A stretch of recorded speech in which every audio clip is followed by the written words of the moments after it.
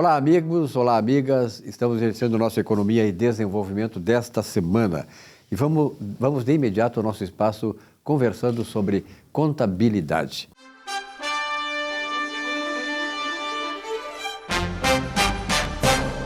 E claro, nesse espaço temos aqui a presença do professor Salésio D'Agostin. Salésio, obrigado uma vez mais pela presença aqui, né? E parabéns pelo espaço. Eu circulo muito aí no meio, então as pessoas realmente elas usam muito esse teu espaço, inclusive professores, né? Para passar na sala de aula o ensinamento que o senhor traz aí. Esse é o objetivo, né? Importante, né? O nosso objetivo é divulgar, fazer com que as mensagens compartilhar isso aí, né? Isso, conhecimento. É verdade. Olha aqui, ó. Tenho visto profissionais tratarem a contabilidade como se fosse um setor de registro. Pergunto se o uso inadequado do termo contabilidade não contribui para a desvalorização do contador ou da contadora. O que o senhor tem a nos dizer sobre isso? Essa pergunta é feita pela Vera Miranda, que é de Belém do Pará. Belém do Pará, grande Belém do Pará, vira o peso lá, adoro Belém do Pará. E aí? Pois é, sabe que isso é um fato, né? Isso é um fato, tá? E que preocupa os profissionais, preocupa os professores, preocupa todos aqueles que atuam na contabilidade, entende? Porque, efetivamente, tá? Hoje as pessoas confundem contabilidade como se fosse um sistema de registro, tá? É uma confusão, tá? E como se fosse uma mercadoria. Então, esse fato por si só, no momento em que nós isolamos a contabilidade, né, de um campo de estudo onde o contador, né, verifica todos os fatos, verifica o que está acontecendo com a pessoa jurídica, para daí tomar as suas decisões, orientar o empresário para ele ser bem-sucedido, né? E se transformar isso num termo que foca um simples registro, não tenha dúvida que nós estamos desvalorizando um campo muito importante de estudo, que é o patrimônio. Não é isso? Você sabe muito bem que quando o Estado ele cria as profissões e define quais as funções que as profissões devem exercer. Se nós pegarmos, né, lá no Ministério da Educação, no CNPq, né, a função de cada profissão, você vai verificar, né, que as ciências sociais, então as ciências sociais estudam o relacionamento do humano entre si e entre vários pontos de vista, quer dizer, eles definem as funções de cada uma. Então diz lá, a administração estuda os métodos de gerenciamento da empresa de vários setores para otimizar a produção e a qualidade do trabalho. Então, eles definem, olha, a contabilidade estuda o patrimônio monetário das pessoas, físicas e jurídicas, para sanear os problemas econômicos e financeiros, otimizando a geração de emprego e renda. Aí diz, olha, o direito, para que serve o direito? Aí, então, lá o CNPq diz, olha, o direito trata das leis que regem uma sociedade, bem como a sua elaboração, e que regulam as relações sociais, economia. Então, lá diz, olha, economia é o estudo da produção e consumo de bens e serviços e também como lidar com os recursos naturais e minerais. Enfim, ou seja, o CNPq estabelece, né, para que serve cada profissão.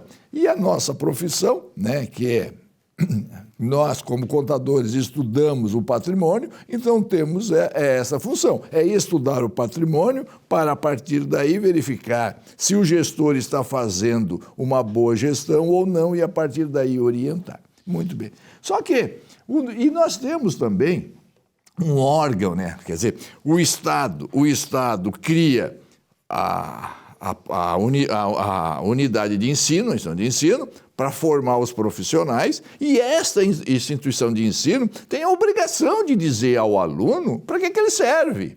Nós não podemos, a instituição de ensino não pode chegar para o aluno e dizer, olha, você está estudando contabilidade para ser um escriturário, você está estudando contabilidade para ser, sei lá, um assistente de registro, ou assim, alguém que trabalha para apurar imposto e tributos, não. A faculdade tem que orientar o aluno e dizer, olha, você vai estar numa faculdade de ciências contábeis porque você vai estudar os elementos que compõem o patrimônio de uma pessoa jurídica e verificar se o gestor está agindo corretamente ou não e, a partir daí, buscar as soluções para que o negócio gere cada vez mais emprego e renda para prosperar, não é isso?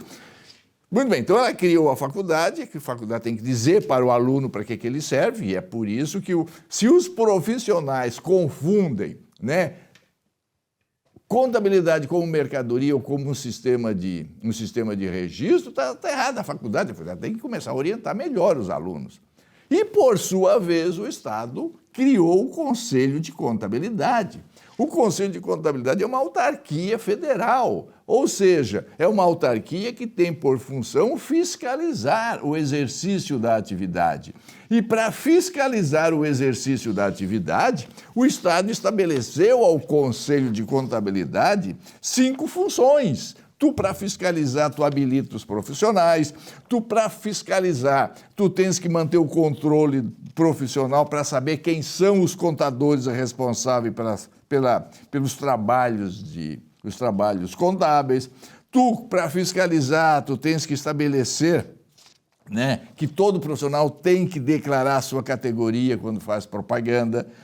Tu também, para fiscalizar, tu tens que regular sobre os princípios contábeis, exame de suficiência, o cadastro de qualificação técnicas e os programas de educação continuada. E tu, para fiscalizar, tu tem que emitir normas de natureza técnica profissional. Tu verifica só que para fiscalizar, tu tens que emitir as normas de natureza técnica e profissional. Então, ora, no momento em que a sociedade começa a confundir contabilidade como um sistema de registro, como se fosse uma mercadoria, é função do Conselho Federal baixar uma resolução para orientar a sociedade e dizer, olha, contabilidade não é uma mercadoria, contabilidade é um campo de estudo do contador. E isso é obrigação do Conselho de Contabilidade. Hoje nós temos aí, hoje a gente vê tanta bobagem que é dito sobre contabilidade que chega até a dar um arrepio, entende? Eu acho que nós temos que começar a mudar isso aí, nós temos que começar a alterar isso aí.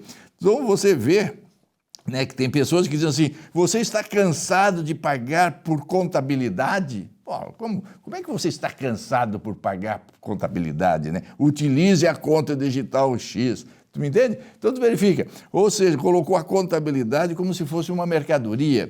Depois, você quer contratar contabilidade em Porto Alegre? Como quer contratar contabilidade em Porto Alegre? Isso não existe. Contabilidade é um campo de estudo, não é uma mercadoria, então não pode contratar nada. Contabilidade inteligente. Como contabilidade inteligente? Isso não existe. Então, o Conselho de Contabilidade, como órgão de fiscalização da profissão, está na hora, ele tem obrigação de baixar uma resolução e exigir que os profissionais utilizem os termos técnicos corretos para orientar a sociedade. Nós não podemos que isso continue assim. Então, verifica que, efetivamente, nós temos problemas. Qual é o problema? É que o órgão de fiscalização da profissão tem que começar a se preocupar mais com a forma como a profissão é difundida na sociedade. Se nós estamos diante de um campo, né, de estudo, e o campo desse estudo é a contabilidade, ela tem que ser tratada como tal. E o órgão de fiscalização profissional não pode, de hipótese alguma, permitir que esse termo seja usado para identificar uma mercadoria. E tem que punir e tem que fazer com que as coisas coloquem-se no lugar, porque para o bem da sociedade. Porque, na verdade, né, a contabilidade, quer dizer, no momento que nós usarmos corretamente o termo, todos nós vamos ser valorizados, não só os profissionais, mas principalmente a sociedade, porque ela terá o seu patrimônio mais protegido e mais difícil de ser manipulado. Então, o uso correto dos termos favorece a sociedade pela proteção de um patrimônio que é dela na geração do seu emprego e da sua renda. Tá ok? Então é isso. Muito bem. Ô Vera, o fato é o seguinte, efetivamente precisamos mudar. E para mudar, nós temos que fazer alguma coisa e o Conselho Federal de Contabilidade tem que começar a assumir o seu papel, coisa que eles não têm assumido, ok? Isso é uma coisa que eu quero dizer. O Conselho Federal de Contabilidade tem que parar, tá, de se preocupar com essas organizações internacionais e se preocupar com a contabilidade brasileira e com a proteção dos profissionais do Brasil. Muito bem. Professor Salero D'Agostino, obrigado pela sua presença. Até uma próxima. Até uma próxima. Continue mandando as perguntas, que na medida do possível estamos aqui para respondê-las.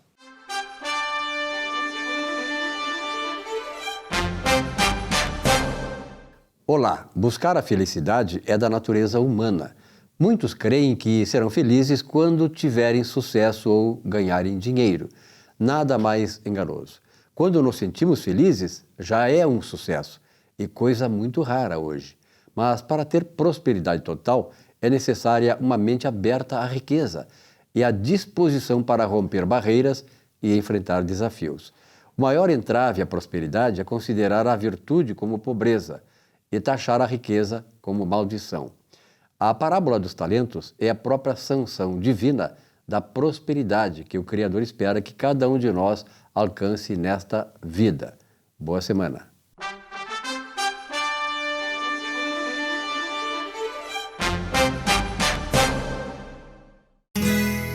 Ser gaúcho é preservar as tradições, é valorizar a educação e acreditar que um futuro melhor nasce nas páginas de um livro. É nossa tradição trabalhar duro. Temos orgulho do suor que escorre do rosto. Ele reconforta a alma e sedimenta uma vida digna. É nossa tradição valorizar o passado para desenvolver o futuro. CMPC Celulose Rio Grandense. Desenvolvimento é a nossa tradição. Já pensou em ter o seu próprio canal de TV corporativa, exclusivo e impactante?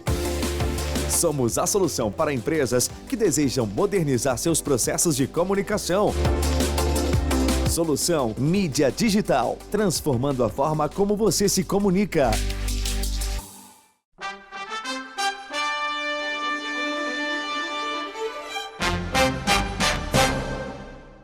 Muito bem, está aqui comigo a Úrsula Petrilli Dutra Cristine. Que nome, hein? Úrsula, obrigado pela tua presença aqui. Eu acho que é a segunda ou terceira vez, né? Sim, já é a quarta vez. A quarta vez? Que legal. E muitas que virão, né?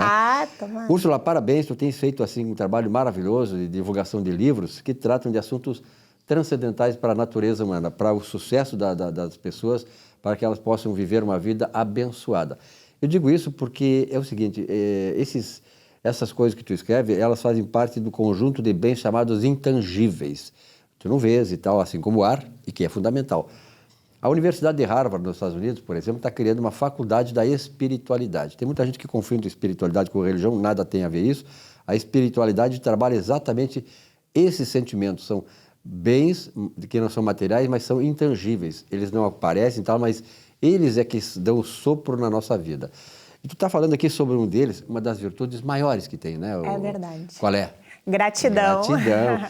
Gratidão, traga-nos mais. Esse é o novo livro. Isso. Fala um pouquinho sobre ele. Gratidão, traga-nos mais. O salto quântico para a quinta dimensão. Esse livro eu trago como a prática da gratidão, que a gratidão é tudo isso que tu falou, é um bem intangível, né? Um valor imensurável.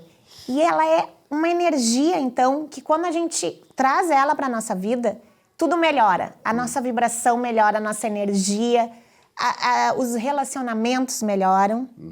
Né? E esse é o objetivo do livro. O meu primeiro livro era Gratidão, Traga-me Mais. Isso. Né? Esse é Gratidão, Traga-nos Mais. Por quê? É um mantra. Né? E é um mantra assim, quando acontece alguma coisa boa, antes, no primeiro livro eu falava, gratidão, traga-me mais disso. E aí, na prática, acontecendo coisas boas com outras pessoas, eu dizia assim, gratidão, traga-nos mais momentos como esse. Então, dessa questão do coletivo também, né? Da importância de trazermos para o coletivo, da união, da importância da convivência das pessoas. A gratidão é fundamental na vida, como o dar-se, né?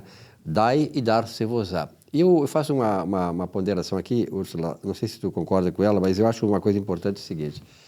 A questão do egoísmo. Nós chamamos muito a pessoa egoísta, que uma pessoa só pensa em si própria. Na verdade, tem um livro chamado A Virtude do Egoísmo, que foi escrito pela uma judia alemã chamada Ayn Rand. E a Ayn Rand fez esse livro, A Virtude do Egoísmo. Na verdade, ela descobriu uma coisa que eu comecei a perceber, a refletir sobre isso e tive a mesma percepção.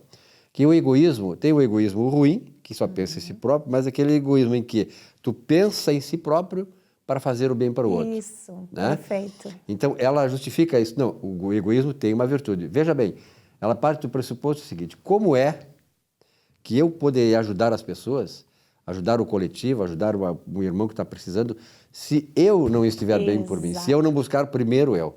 E aí ela cita, inclusive, vários exemplos, o cara que está se afogando e tal, se tu está junto com ele, se tu estiver se afogando, tu não pode salvá-lo. Exato. Mas se tu não estiver, tu vai socorrê-lo. Exatamente, perfeito. E esse ponto eu trago também no livro, que é o amor próprio. Isso aí, que amor fala próprio. exatamente Tu tem que isso. que é diferente de egoísmo puro e simples. Isso, exato. Então, é cuidar de si, né? Ter amor próprio, se valorizar. Exatamente. E quando tu estiver bem, aí sim tu vai também conseguir ajudar as outras pessoas. E é bem esse exemplo, por exemplo, da máscara do avião também. A gente Também precisa, primeiro, eles recomendam, primeiro com a tem que tua colocar máscara. na gente. E depois colocar nas crianças e nas outras pessoas. É você ter esse sentimento de amor próprio, de se salvar para poder salvar o outro, né? Isso. Enquanto você estiver junto com o outro e o outro estiver na mesma situação que você, digamos, condenado, você não poderá, nenhum dos dois poderá se salvar. Exatamente. Como é que tu está vendo a questão da gratidão no meio que tu circula? Olha, eu acredito que ela esteja mais presente. Mais presente. As pessoas estão falando mais, até nas redes sociais a gente vê, até comenta que virou a moda da gratidão, né? A modinha e tal. Eu digo que bom que tá virando moda. Porque é uma moda boa, é importante a gente praticar. Na verdade, tem pessoas que chamam de moda, mas isso não é moda, isso aí é da natureza do ser humano, né? Isso aí acompanha o ser humano desde lá e vai até o fim.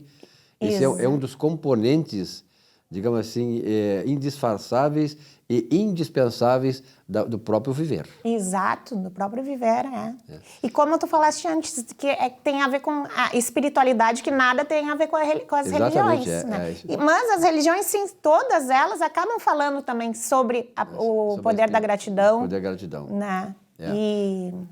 É uma forma de você se destacar na sociedade, né? A pessoa que é grata, ela é reconhecida. Ah, com certeza. Né? Quantas e quantas vezes a gente diz, eu fiz uma...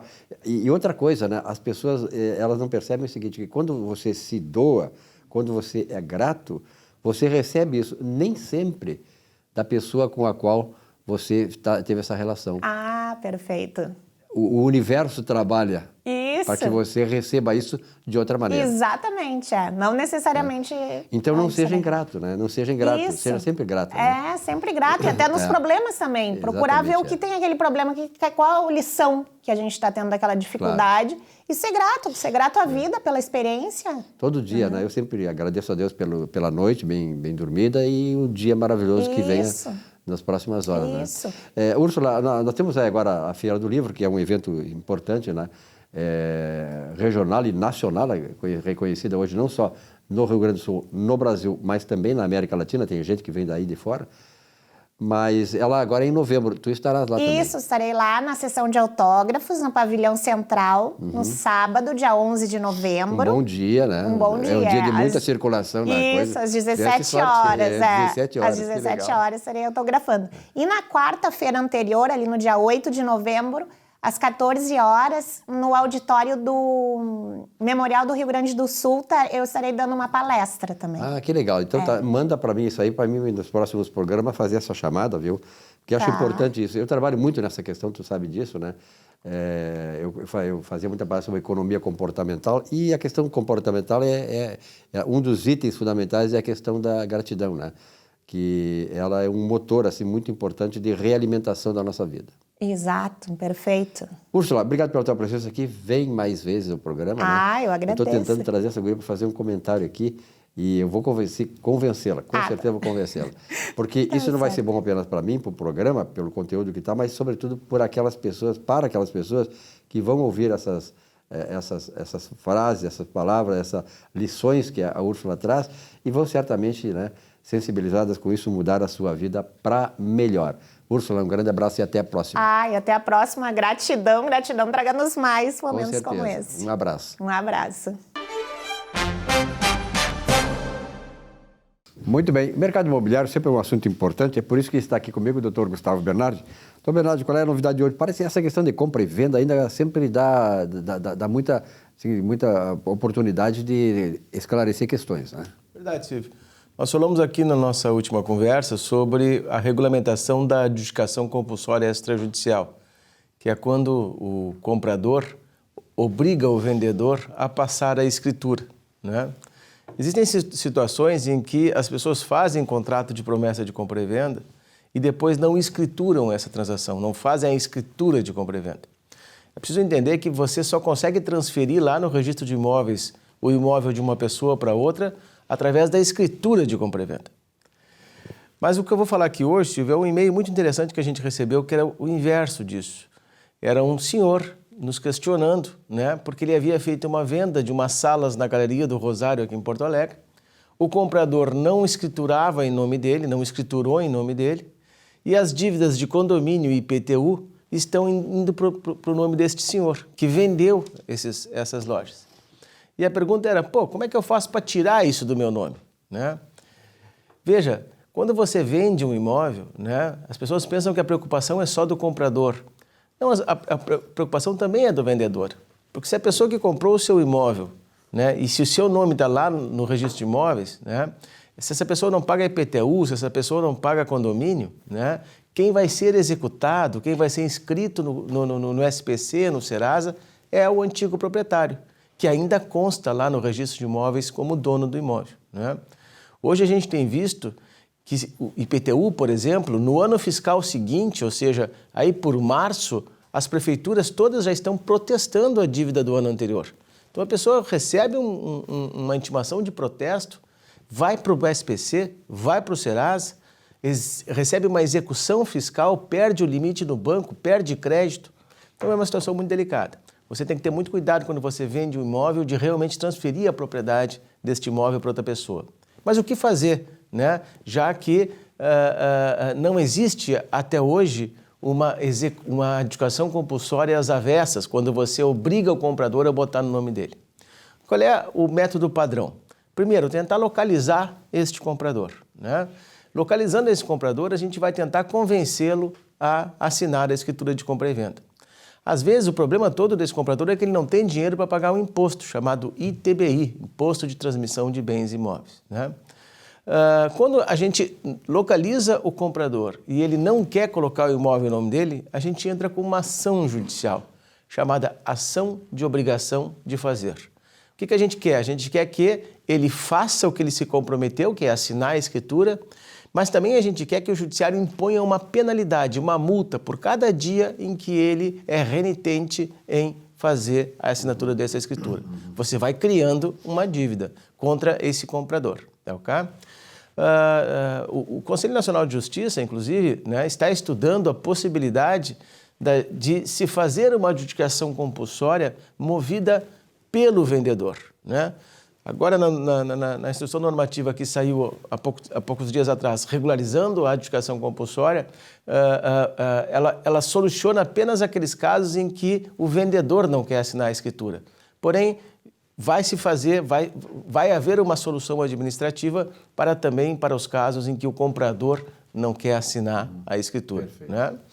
Então, é uma situação bastante delicada. Achei bem interessante esse questionamento. Muita gente está envolvida numa situação semelhante. Muita gente. Ocorre muito isso de sermos procurados por pessoas que receberam protestos, receberam execuções e não são mais donas do imóvel, não são mais donas daquele bem imóvel que gerou aquela dívida, Silvio. Perfeito. Doutor Gustavo Bernardo, obrigado pela sua presença aqui.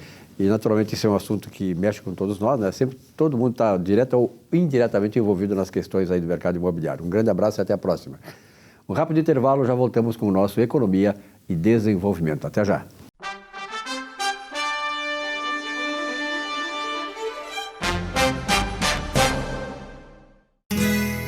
Ser gaúcho é preservar as tradições, é valorizar a educação e acreditar que um futuro melhor nasce nas páginas de um livro. É nossa tradição trabalhar duro. Temos orgulho do suor que escorre do rosto. Ele reconforta a alma e sedimenta uma vida digna. É nossa tradição valorizar o passado para desenvolver o futuro.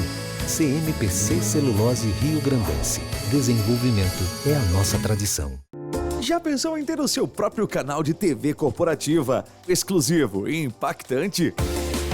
Somos a solução para empresas que desejam modernizar seus processos de comunicação. Solução Mídia Digital, transformando a forma como você se comunica.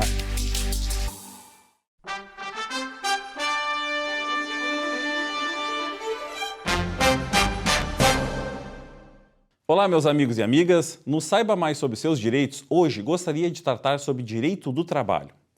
Como funcionam as férias do empregado? Férias, o que diz a lei? É o direito assegurado no artigo 7º, inciso 17 da Constituição Federal, que o trabalhador adquire, após cada período de 12 meses, o período aquisitivo do contrato de trabalho. Após o primeiro ano de trabalho, período aquisitivo, inicia-se a contagem do período de concessão das férias, período concessivo. A escolha do período depende da concordância do empregador, que pode definir as escalas de férias, mas a lei prevê algumas exceções, como, por exemplo, quando membros de uma família trabalham no mesmo estabelecimento. É vedado o início das férias nos 2 dias que antecedem feriado ou dia de repouso semanal remunerado. O início deve ser comunicado ao empregado com antecedência mínima de 30 dias, por escrito e mediante recibo. Até 2017, a CLT exigia que as férias fossem usufruídas num só período de 30 dias. A partir da entrada em vigor da Reforma Trabalhista, Lei 13.467 de 2017, desde que haja concordância do empregado, as férias podem ser fracionadas em até 3 períodos, desde que uma delas não seja inferior a 14 dias corridos e os demais não sejam inferiores a 5 dias corridos cada um. As faltas aos serviços podem ter impacto no direito de férias. Os empregados de uma empresa podem ter férias coletivas em período determinado pelo empregador. Neste caso, as férias podem ser divididas em 2 períodos anuais, desde que nenhuma seja inferior a 10 dias corridos. O empregado pode converter em abono pecuniário 1/3 do período das férias em valor correspondente à remuneração que lhe seja devida nos dias correspondentes, devendo manifestar em até 15 dias antes da conclusão do período aquisitivo. Ao fim do contrato, as férias adquiridas e não usufruídas devem ser indenizadas. A CLT prevê sanções ao empregador que não concede ou atrase a concessão ou a remuneração das férias de seus empregados. Nestes casos, o empregado pode ajuizar uma reclamação trabalhista perante a Justiça do Trabalho para buscar seus direitos. Fique atento, procure um advogado especialista e de confiança e invista no seu futuro. Por fim, eu agradeço a audiência e desejo uma boa semana a todos e até o próximo programa.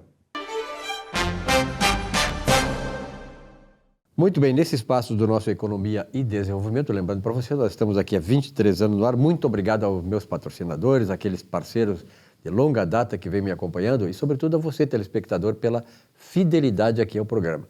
O nosso espaço aqui é dedicado a falar a verdade sobre coisas importantes que dizem respeito às nossas vidas, à vida das nossas famílias e ao nosso futuro.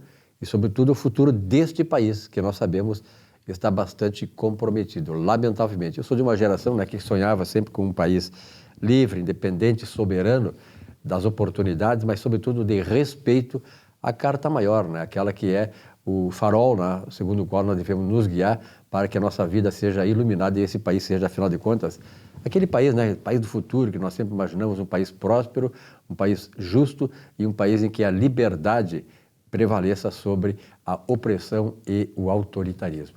Bom, e para falar sobre esses assuntos, eu lembrei isso aqui porque tem um camarada que está aqui comigo hoje pela primeira vez, de muitas certamente, que é o Fabiano Reinheimer. Fabiano, muito obrigado pela tua presença aqui, primeira vez aqui no programa. Muito obrigado, Silvio, uma honra enorme estar nesse programa que completa 23 anos, ninguém chega tão longe assim, fazendo de forma leviana, quer dizer, a tua responsabilidade, a tua seriedade em comandar essa bancada aqui, te fez chegar a esse sucesso. Eu me sinto honrado em estar dividindo esse espaço hoje contigo. Eu sempre digo, né, que o espaço não é a questão minha, que quem faz o programa, eu comando, mas quem faz o programa é o pessoal que desfila aqui, que traz esses assuntos importantes e são pessoas também da mais alta responsabilidade na sociedade que vivemos. A partir daí é que nós traçamos os objetivos e defendemos teses, defendemos pautas que realmente se adaptam e se adequam à nossa vida e, sobretudo, às nossas crenças e, sobretudo, ao nosso país, né, que nós queremos sempre ver livre, próspero, soberano e justo. Mas, Fabiano, tu estava na Assembleia e está presidindo a Frente Parlamentar da Liberdade Econômica. Quando a gente fala em liberdade, tem certas pessoas que dão um calafrio, né, porque não gostam da liberdade. Elas gostam da opressão. O tema da liberdade econômica é fundamental para a prosperidade.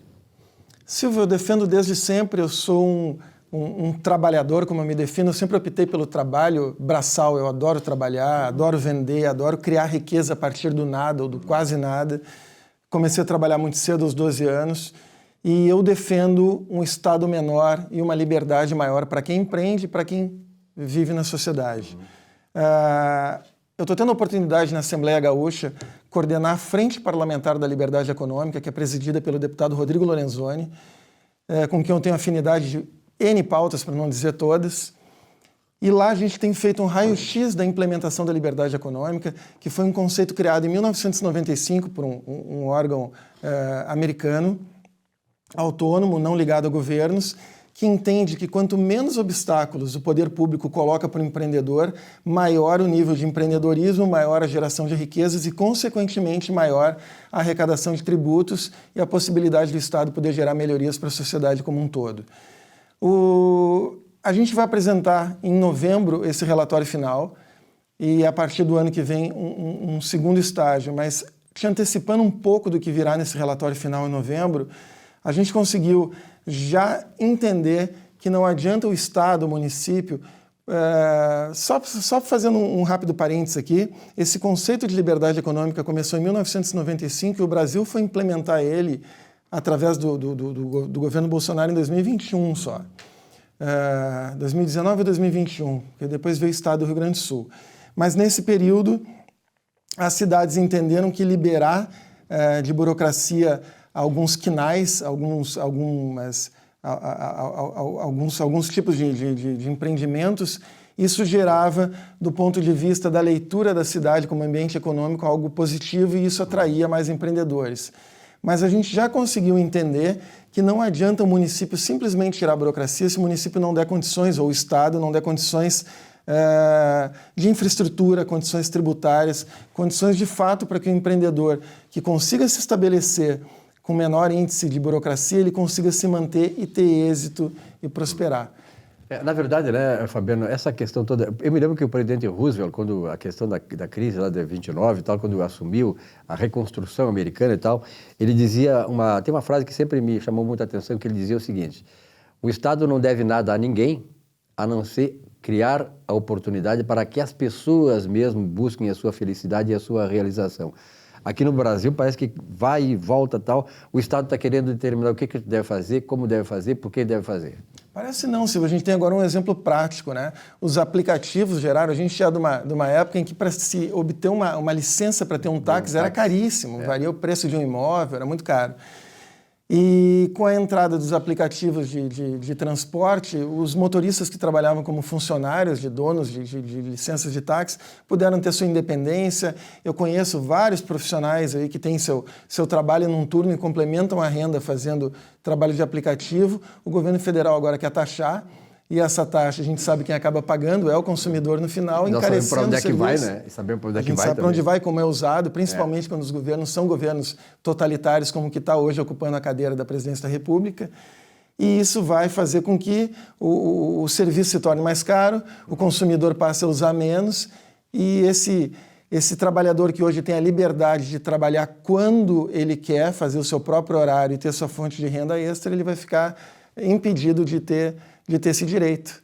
Então, na verdade, é um exemplo bem prático, né? Eu não sei, o último dado que eu tenho da Fundação Getúlio Vargas, mais ou menos 40 trilhões de dólares andam circulando pelo mundo à busca de um porto para eles terem uma segurança, acamparem ali e ali se desenvolverem e desenvolver aquela região. O Rio Grande do Sul já teve um momento em que ele era um estado atraente de investimentos. Por que perdemos isso? Exatamente pela regulamentação, pela falta de liberdade econômica, pela falta de incentivos aos empresários, por certas ameaças do ponto de vista institucionais que acabam acontecendo aí e fazendo com que esse capital, esse dinheiro para investimento, ele fuja daqui. Quer dizer, como é que reverte esse caso? Tem que se rever carga tributária, e uma coisa que tem que se rever de forma urgente, a Assembleia Gaúcha vem trabalhando para isso, é diminuir a burocracia de licenças. Licença ambiental no Rio Grande do Sul, por exemplo, ela é mais demorada do que a média brasileira e, comparando com outros estados, chega a custar o triplo. É óbvio que uma empresa, quando vai se estabelecer em algum local, essa empresa vai colocar na balança todos os custos e isso acaba pesando. Então, tem vários, como a civicultura, por exemplo, que é a plantação de árvores para se obter papel no final do processo, ela acaba optando por outros estados pela regulamentação exagerada, né? Exagerada aqui, que acaba impedindo que esses investimentos venham para cá. É uma regulamentação punitiva. Muitas vezes punitiva, sem dúvida. Bom, a gente tem exemplos recentes aqui, Mercado Livre, por exemplo, eu vim para o Rio Grande do Sul, estava com uma grande área já alocada, pagando o aluguel e tudo mais, optou em ir embora pela questão tributária. Alguma coisa nós estamos atraindo. Agora, a maioria das empresas grandes que tem aqui ou já foram embora daqui, ou elas abriram e estão com as suas matrizes localizadas em outros estados. Realmente é uma questão difícil, né, de tu fazer esta reversão, mas isso passa pela visão empresarial, pela visão econômica, né? E o governo gaúcho ele tem um retardo em dar resposta para os setores. Agora a gente está vendo o setor da proteína passando por uma crise gravíssima, o setor do leite. Agora o setor do calçado foi atendido pelo governo estadual, o setor da cerveja artesanal também, com um delay de 5 anos, desde que o setor pediu equiparação, pelo menos, de condições para poder concorrer com Santa Catarina e Paraná. Então, o Rio Grande do Sul, ele tarda muito a oferecer soluções e isso faz com que os empreendedores acabem indo embora. E uma coisa, Silvio, que lá no final da linha, porque tem gente que nos escuta e pensa assim, mas o Fabiano é empreendedor, isso é uma pedra que aperta só no sapato dele, não no meu. O Rio Grande do Sul, ele vem desde alguns anos já vivendo de aportes financeiros esporádicos. Então entrou o socorro emergencial do governo federal, que fez com que o Rio Grande do Sul colocasse os salários em dia, pudesse colocar suas contas de certa forma em dia. O Rio Grande do Sul vendeu a Corsã, o Rio Grande do Sul provavelmente vai privatizar o Banrisul, vai entrar um dinheiro extra, mas se o Rio Grande do Sul não trabalhar de forma urgente para aumentar a arrecadação, essa arrecadação ela não se aumenta de outra forma, senão aumentando o nível empresarial, empreendedor no Estado, o Rio Grande do Sul em poucos anos vai quebrar. O Rio Grande do Sul vai quebrar. O Rio Grande do Sul conseguiu, através de reformas recentes, ajustar as contas do Estado, que elas parassem pelo menos de crescer, elas seguem um crescimento orgânico que não tem como frear, mas o que se podia fazer através das reformas foi feito. Agora, se o governo não cuidar do ponto de vista do empreendedor, e não é governo nenhum que vai resolver esse problema, é a iniciativa privada que vai criar essa riqueza, o governo ali na frente vai ter sérias dificuldades. Isso está sendo alertado, mas não está sendo amplificado da maneira que precisaria. É importante, eu como fui professor de História do Pensamento Econômico, a gente, quando começa a analisar que países acabaram se desenvolvendo, como é que a forma de países se desenvolveram e que países acabaram fracassando. Então, nós vamos chegar num ponto assim que, por exemplo, assim, três pilares principais fizeram países se desenvolver. Estados Unidos, Alemanha, Inglaterra, etc. e tal, Nova Zelândia, etc. Em primeiro lugar, o Estado garantindo a vida, garantindo a liberdade e deixando para cada um de nós a chamada busca da felicidade. Quer dizer, hoje nós temos aqui no Brasil um Estado extremamente opressor, né? Que quer saber do que tu vai fazer, quer, de certa maneira, comandar e direcionar a tua vida conforme o desejo do opressor, e isso não funciona. Silvio, eu vou aproveitar esse gancho, essa possibilidade que tu está me dando de te oferecer um presente. Eu venho já há alguns anos defendendo essa tese, e essa tese é uma tese apolítica. O que eu acredito é que a maioria da população brasileira defende estes valores. E não sou eu só que defendo isso, que acredito nessa tese. Pesquisas recentes, por exemplo, o Paraná Pesquisas fez uma pesquisa em 2021 que mostrou que quase 80% da população brasileira é contra o aborto. Então, a maioria da população brasileira defende sim a vida. A maioria da população brasileira defende a liberdade. A maioria da população brasileira defende a propriedade. É a busca da tua felicidade. E essa aqui muitos me questionam, não, legítima defesa nem todo mundo. O plebiscito que se fez para que o brasileiro escolhesse em 2013, implementado em 2005, se ele queria ter o direito a armas ou não, ele foi vencedor no Brasil inteiro e o Rio Grande do Sul foi a maior média nacional. Então as pessoas defendem isso. Eu sou cristão, sei que tu é também. Acima de todos esses valores ali tem o simbolismo. Eu vou te dar de presente essa camiseta. Agradeço muito. E realmente nós somos a maioria. Se nós analisarmos os valores que nós defendemos, muitos não só valores cristãos, são valores que são valores eternos, valores da natureza humana. Veja bem, eu não sabia disso, eu não conhecia, só a parte da frente dessa camiseta eu conhecia. Nós somos a maioria, a de trás eu não conhecia. Tanto é que eu fiz essa relação dos 3 pilares que levantaram as grandes nações: vida, liberdade, que são as duas que estão em primeiro lugar aí, e depois ali a propriedade e a legítima defesa fazem parte da busca da felicidade. Ninguém vai ser feliz se tu não tiver a liberdade de ser o que você quiser, né? E de você ter a defesa sua da vida assegurada. Exato. Esses valores eles estão relacionados diretamente. E hoje o que a gente está vendo, infelizmente, é contra isso que eu, enquanto empreendedor e um cara que sempre defendeu o valor máximo da liberdade, vem vendo acontecer e lutando com todas as forças para que a gente consiga dar um revés nisso. Um governo, e isso não acontece só no Brasil, mas em outras partes do mundo também, que luta pelo direito a tirar a vida de um inocente, que relativiza a propriedade, que não quer nos dar o direito a defender a própria vida e a vida daqueles que a gente ama. E que nos censura, né, a opinião, persegue jornalistas, né, caça parlamentares, prende parlamentares. Onde nós estamos, né? Fabiano, eu quero te agradecer essa primeira visita tua aqui ao programa e tenho a certeza de que tu virás muito mais vezes aqui, porque o programa tem esse objetivo, despertar nas pessoas esta ânsia, né, de elas buscarem se libertar desse ferrolho que é muitas vezes o governo sobre elas e defenderem seus próprios princípios que fizeram com que a civilização ocidental chegasse onde chegou, né? Então, eu acho importante isso e estás convidado a participar aqui do nosso programa. Sempre que chamado estarei aqui, uma honra imensa.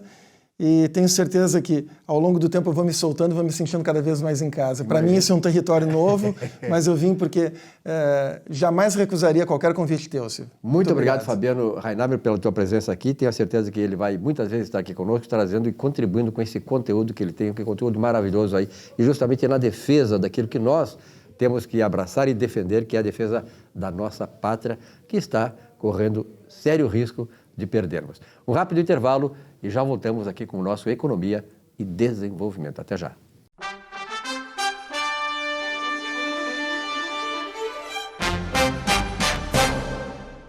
Caminheiros em romaria, com capelinhas nas mãos. Paz de Cristo, meu irmão, minha irmã. Estamos chegando perto da nossa 29ª Romaria das Capelinhas de Nossa Senhora. Com o lema deste ano, Corações Ardentes, Pés a Caminho. Por isso estamos aqui para convidá-lo a participar da nossa Romaria das Capelinhas, que acontece no dia 28 de outubro. Vamos nos reunir às 16 horas em frente à Prefeitura Municipal de Guaíba. As caminhadas já começam antes nas nossas comunidades das paróquias de Guaíba. No dia anterior, teremos então a nossa caminhada, que inicia às 23 horas no Bom Retiro, com a nossa juventude. Nós queremos fazer memória das nossas juventudes, trazendo presente o nosso sínodo em nossa igreja. Por isso, vos convidamos a participar da 29ª Romaria das Capelinhas de Nossa Senhora, no dia 28 de outubro, às 16 horas, com a concentração na Prefeitura e, na sequência, a nossa missa. Venha celebrar conosco. Sob chuva, sob sol, refaço a história de novo. Já pensou em ter o seu próprio canal de TV corporativa, exclusivo e impactante? Somos a solução para empresas que desejam modernizar seus processos de comunicação. Solução Mídia Digital, transformando a forma como você se comunica.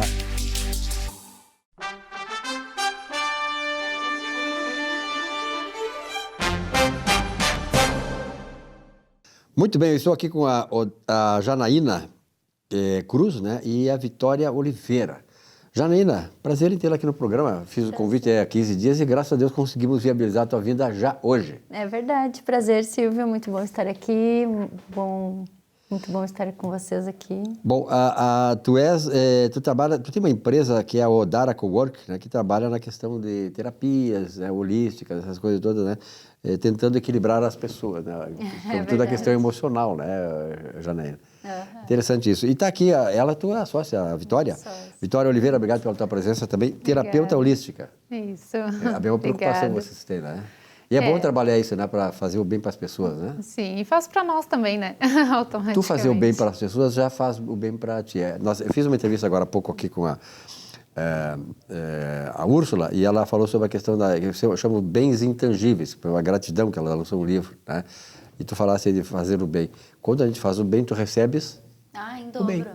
Muitas vezes, e em dobro, muitas vezes multiplicado por muito, né? Então, esse é um trabalho, eu sempre tive esta preocupação no programa, embora seja um mestre em economia, professor e tal, jornalista e palestrante de economia comportamental, justamente essas questões que envolvem aquela coisa que a gente diz que são coisas intangíveis na pessoa, né?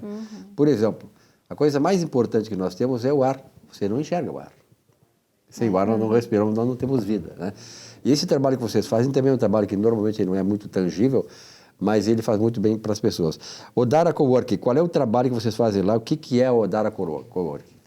Nós somos uma empresa incubada na Fevale, a gente está desenvolvendo uma plataforma para que as pessoas possam se integrar, os terapeutas holísticos, o pessoal da área da saúde, possa disponibilizar a sua sala, que está um espaço ocioso, e a pessoa que não tem um lugar para atender, que não se sente segura, que não tem condições de bancar aquele valor mensal, porque a gente sabe que acaba pesando, né? Claro. Tu tem um aluguel, IPTU, condomínio. Então, tu faz ali um compartilhamento onde tu fraciona esses custos pela hora e acaba tendo uma mobilidade maior também para o terapeuta, se ele quer atender em outra cidade, né? Os clientes também podem ser atendidos na sua cidade, então o terapeuta faz o deslocamento, faz a sua própria agenda. Tem muitos benefícios aí dentro desse modelo. E a Fevale tem ali um lado importante que é a questão da logística, né? Estratégica e logisticamente ela está muito bem situada, né? Numa região assim bastante urbanizada, né? É verdade. E é um centro de muitas coisas, né?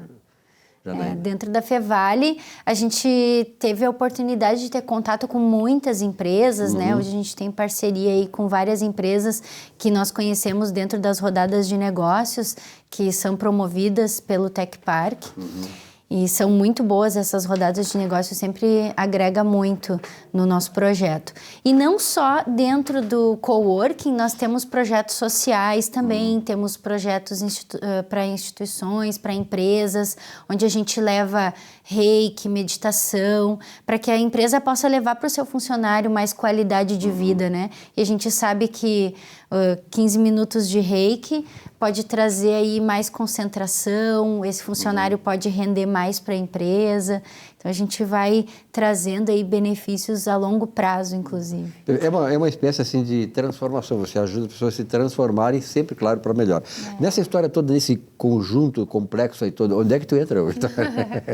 Então, a gente até, trazendo um pouco o que a Jana falou sobre esse compartilhamento de espaços, né? A gente também ajuda a disseminar as terapias, né? Com certeza. E comentaste também sobre ser um pouco intangível, assim, a terapia energética, né? A gente chama também energética, não só holística. Tudo é energia, né? Exatamente, tudo é energia. E aí a gente consegue trazer, acho que todo o equilíbrio do nosso corpo físico também tem essa energia que movimenta o nosso corpo, com certeza. né? Então, eu sou terapeuta holística, eu dou formações também, né, dentro da área das terapias. E aí, dentro do coworking, a gente, cada um traz uma especialidade ali, mas eu também trabalho com a parte de marketing dentro do Odara, né? Então, a gente também ajuda no impulsionamento de terapeutas. A gente, até dentro da plataforma mesmo, que a gente quer ter essa parte de fórum, onde a gente consegue impulsionar quem está começando, quem está vindo nessa caminhada agora. Há quanto tempo, Janaína, vocês têm aí a Odara? O Odara é O Odara, né? O espaço... Tanto faz, o Odara, ele não tem gênero. Não tem gênero. A gente tem a ideia já há uns 3 anos, mas que ela está em funcionamento, que é o nosso projeto piloto, onde a gente faz os testes do aplicativo, já tem 1 ano e meio.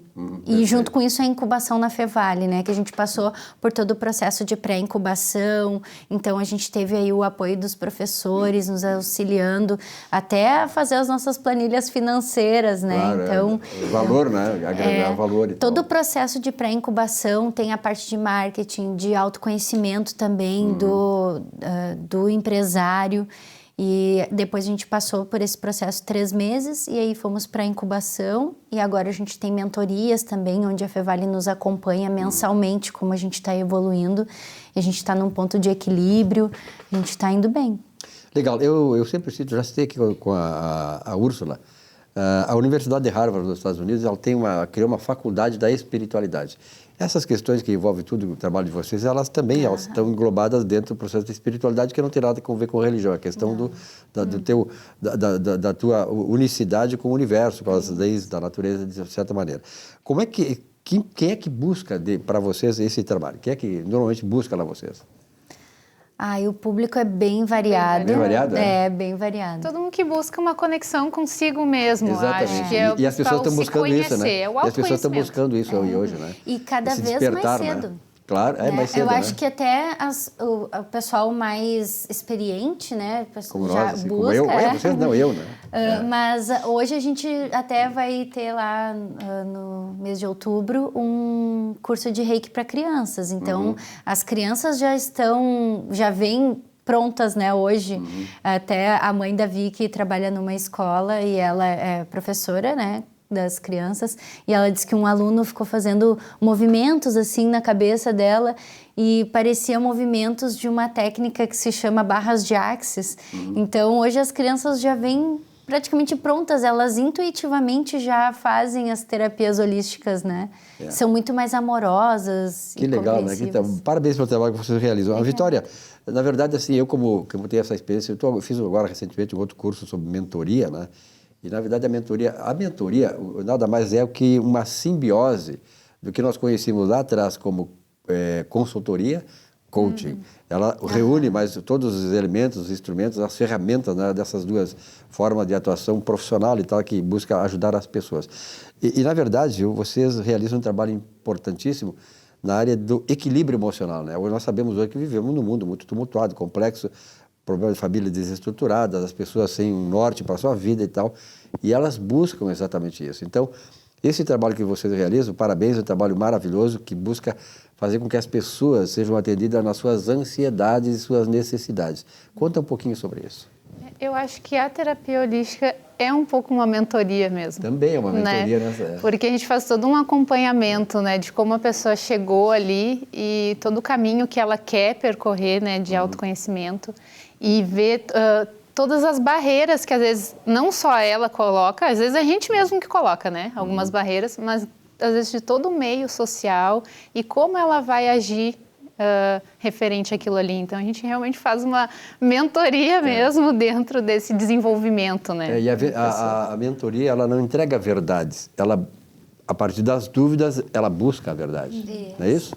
Porque é autoconhecimento, né? Tem que parar um pouquinho e olhar para dentro e ver o que está acontecendo, o que aconteceu. Às vezes a pessoa chega com um problema com os pais ou com a família e ela tem que entender que ela pode ser um meio para mudar todo o restante.